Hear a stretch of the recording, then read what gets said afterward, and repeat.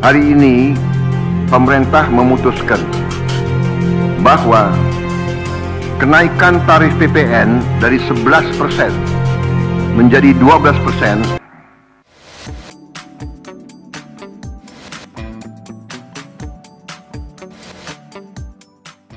Dalam unggahan di akun Instagramnya, Menteri Keuangan Sri Mulyani mengungkapkan bahwa Presiden Prabowo hadir di rapat tutup kas APBN 2024 dan launching Cortex di Kementerian Keuangan.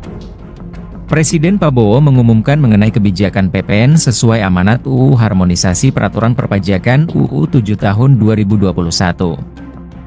Seluruh barang dan jasa yang selama ini menikmati bebas PPN, tetap bebas PPN atau PPN 0%, sesuai PP 49 Tahun 2022. Seluruh barang dan jasa yang selama ini dikenakan PPN 11% tidak mengalami perubahan PPN yang dibayar, artinya tidak ada kenaikan PPN dan tetap membayar PPN 11%. Barang mewah yang dikenakan PPN 12% adalah barang yang saat ini dikenakan PPNBM pajak penjualan atas barang mewah yang diatur dalam PMK 15 Tahun 2023 dan PMK 42 Tahun 2022 seperti pesawat pribadi, kapal pesiar, yacht, rumah apartemen kondominium mewah dengan harga di atas 30 miliar rupiah, dan kendaraan bermotor mewah. Pajak dan APBN adalah instrumen untuk mewujudkan keadilan dan gotong royong, menjaga masyarakat dan perekonomian dan harus berpihak pada rakyat.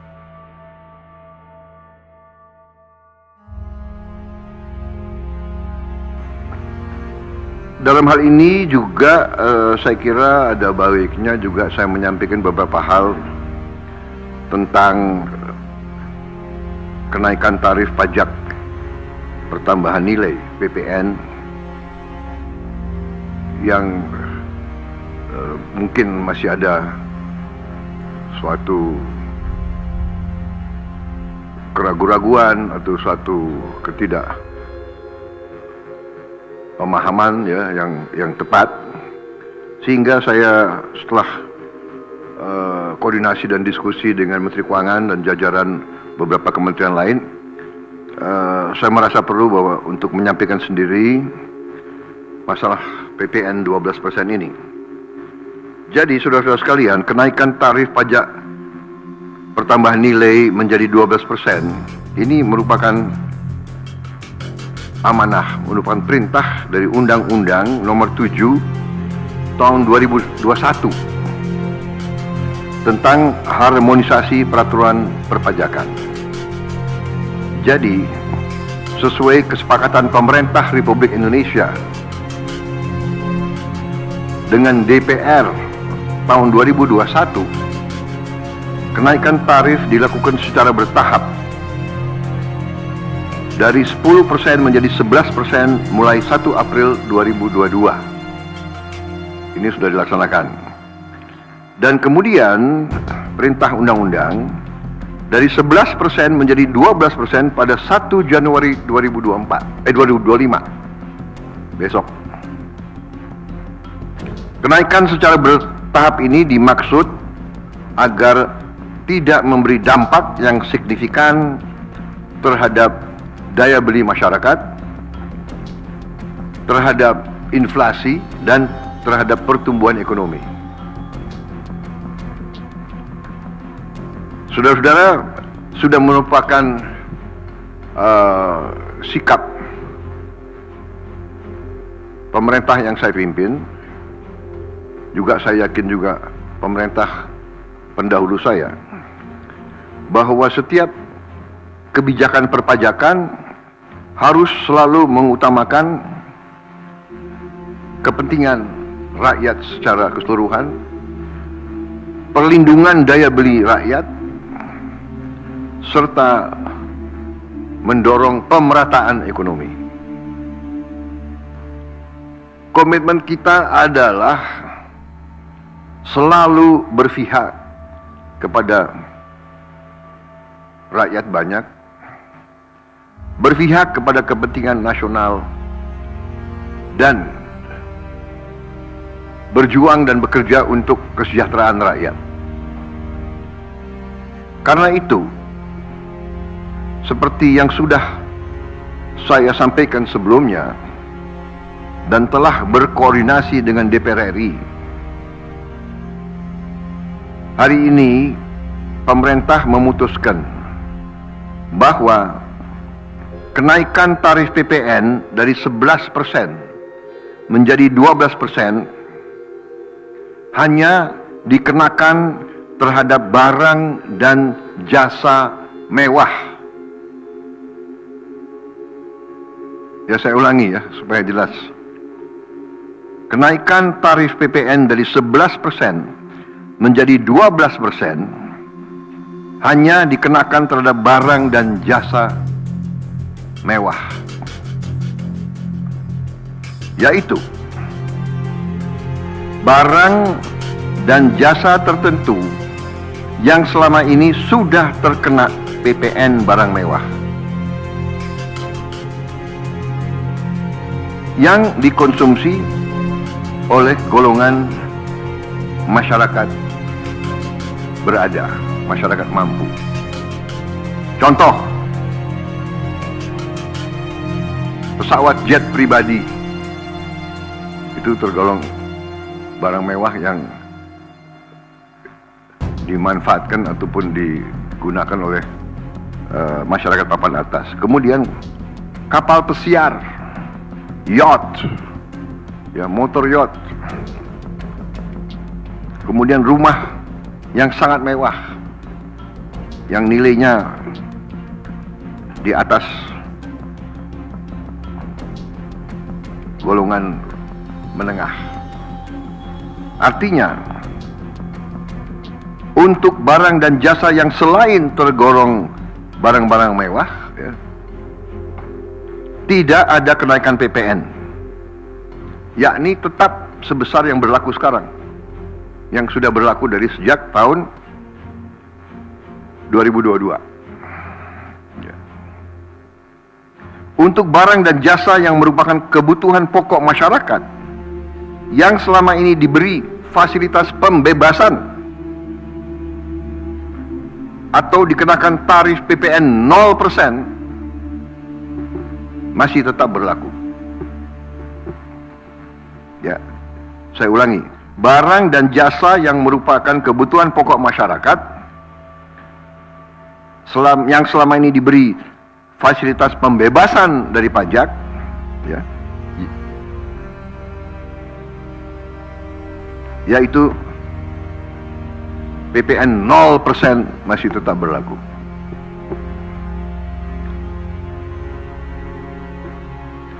Pemerintah telah berkomitmen memberi paket stimulus. Ya. Nilai stimulus itu adalah 38,6 triliun.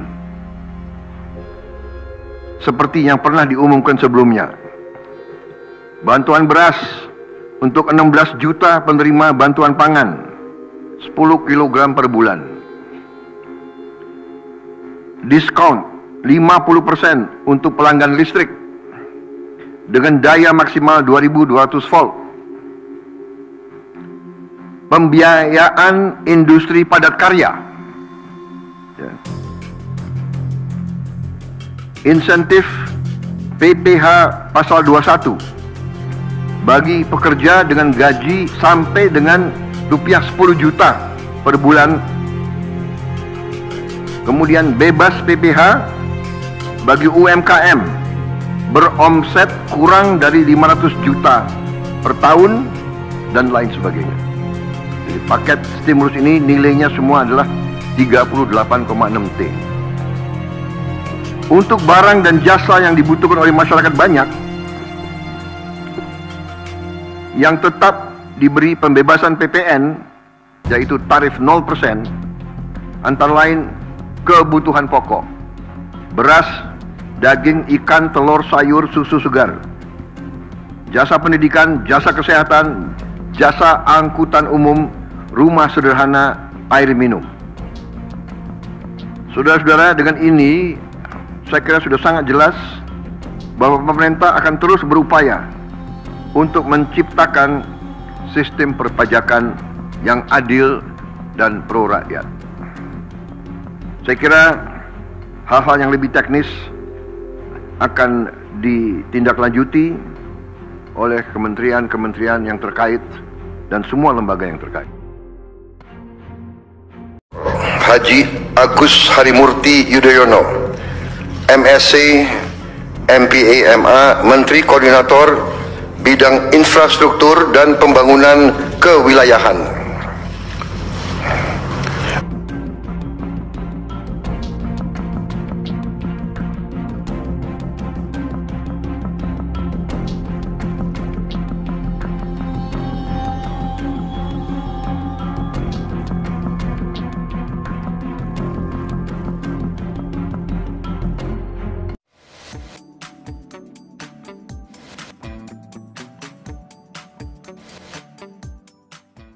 Jadi semangatnya adalah bagaimana pembangunan infrastruktur ke depan ini menghadirkan keberlanjutan, continuity dari pembangunan infrastruktur yang telah dijalankan 5-10 tahun terakhir, juga tentunya periode-periode sebelumnya. Karena pembangunan infrastruktur itu tidak lepas-lepas, pasti ada kesinambungannya.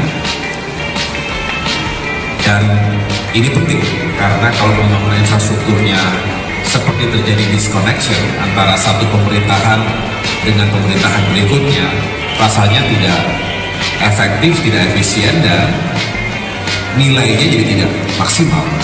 Nah sebaliknya, kalau terintegrasi dengan baik, termasuk tadi kita bicara bagaimana menghadirkan pembangunan yang berkeadilan dan merata. Kita tahu tidak semua wilayah Indonesia sudah terbangun dengan sangat optimal. Kalau Jawa misalnya sudah jauh lebih advance, lebih terhubung satu sama lain. Tetapi wilayah-wilayah di pulau-pulau lainnya masih cukup banyak tantangan. Bahkan ada yang tertinggal. Disinilah semangat bagaimana konektivitas, integrasi, dan pembangunan yang merata tadi bisa mengurangi gap antara wilayah yang sudah lebih maju ekonominya dengan yang masih tertinggal. Kemudian kita tahu bahwa Presiden Prabowo Subianto juga terus menekankan pentingnya pembangunan infrastruktur untuk menghadirkan sentra-sentra pertumbuhan ekonomi yang sudah eksis saat ini diperkuat, yang belum dibangun. Karena mengejar pertumbuhan yang tinggi, pertumbuhan ekonomi yang tinggi sesuai dengan semangat Astar-Citanya, termasuk juga menuju Indonesia Emas, itu dibutuhkan sentra-sentra pertumbuhan ekonomi baru. Nah, disinilah kembali Kementerian PU menjadi sangat fundamental. Oleh karenanya tidak berlebihan jika Pak Presiden mengharapkan Kementerian PU ini benar-benar bisa menjalankan tugasnya dengan baik, mencegah terjadinya inefisiensi, apalagi kebocoran APBN, yang sekali lagi kalau ditata dengan baik, dengan leadership, dengan manajemen yang prudent, ini bisa semakin dirasakan manfaatnya oleh masyarakat. Jumpa lagi ke channel Andre M. Semoga semua diberi kesehatan oleh Tuhan. Lanjut, Menteri Koordinator Bidang Infrastruktur dan Pembangunan Kewilayahan Agus Harimurti Yudhoyono, AHY, mengungkapkan pembangunan infrastruktur harus menghadirkan keberlanjutan. Jadi semangatnya adalah bagaimana pembangunan infrastruktur ke depan ini menghadirkan keberlanjutan, kontinuitas dari pembangunan infrastruktur yang telah dijalankan Mei 10 tahun terakhir juga. Tentunya periode-periode sebelumnya. Karena pembangunan infrastruktur itu tidak lepas-lepas, pasti ada kesinambungannya. Dan ini penting karena kalau pembangunan infrastrukturnya seperti terjadi disconnection antara satu pemerintahan dengan pemerintahan berikutnya, rasanya tidak efektif, tidak efisien dan nilainya jadi tidak maksimal, ujar AHY di Jakarta, Rabu. Sebaliknya, lanjut dia, kalau terintegrasi dengan baik termasuk bicara bagaimana menghadirkan pembangunan yang berkeadilan dan merata. Kita tahu tidak semua wilayah Indonesia sudah terbangun dengan sangat optimal. Kalau Jawa misalnya sudah jauh lebih maju, lebih terhubung satu sama lain. Tetapi wilayah-wilayah di pulau-pulau lainnya masih cukup banyak tantangan. Bahkan ada yang tertinggal. Disinilah semangat bagaimana konektivitas, Integrasi dan pembangunan yang merata tadi bisa mengurangi kesenjangan antara wilayah yang sudah lebih maju ekonominya dengan yang masih tertinggal, katanya. Kemudian sebagaimana diketahui bersama bahwa Presiden RI Prabowo Subianto juga terus menekankan pentingnya pembangunan infrastruktur untuk menghadirkan sentra-sentra pertumbuhan ekonomi yang sudah eksis saat ini diperkuat, yang belum harus dibangun. Karena mengejar pertumbuhan yang tinggi, pertumbuhan ekonomi yang tinggi sesuai dengan semangat Asta Cita termasuk juga menuju Indonesia Emas itu dibutuhkan sentra-sentra pertumbuhan ekonomi baru. Disinilah kembali Kementerian Pekerjaan Umum, PU, menjadi sangat fundamental. Oleh karena tidak berlebihan jika Bapak Presiden RI mengharapkan Kementerian PU ini benar-benar bisa menjalankan tugasnya dengan baik, mencegah terjadinya inefisiensi apalagi kebocoran APBN yang sekali lagi kalau ditata dengan baik, dengan kepemimpinan, dengan manajemen yang prudent ini bisa semakin dirasakan manfaatnya oleh masyarakat, jika tak AHY. Pembangunan jalan, jembatan kemudian juga terkait dengan permukiman, kawasan-kawasan yang juga harus disiapkan, kebutuhan infrastruktur dasarnya termasuk juga diharapkan sumber daya air ini benar-benar bisa optimal, bukan hanya memberikan dukungan penuh pada sektor pertanian tapi juga industri dan lain sebagainya baik yang sifatnya padat karya dan juga kita terus memodernisasi infrastruktur sehingga semakin cerdas ini semua harus diorkestrasi dengan baik. Perlu kapasitas yang unggul, SDM yang memadai dan juga talenta terbaik yang ada di Kementerian PU yang dikoordinasikan di tingkat Kementerian Koordinator, Kemenko, bidang infrastruktur dan pembangunan kewilayahan. Ini yang akan menjadi perhatian saya sebagai Menko yang baru di sini. Saya terus ingin memahami permasalahan, ingin belajar cepat, ingin belajar masalah dan turun langsung ke lapangan sehingga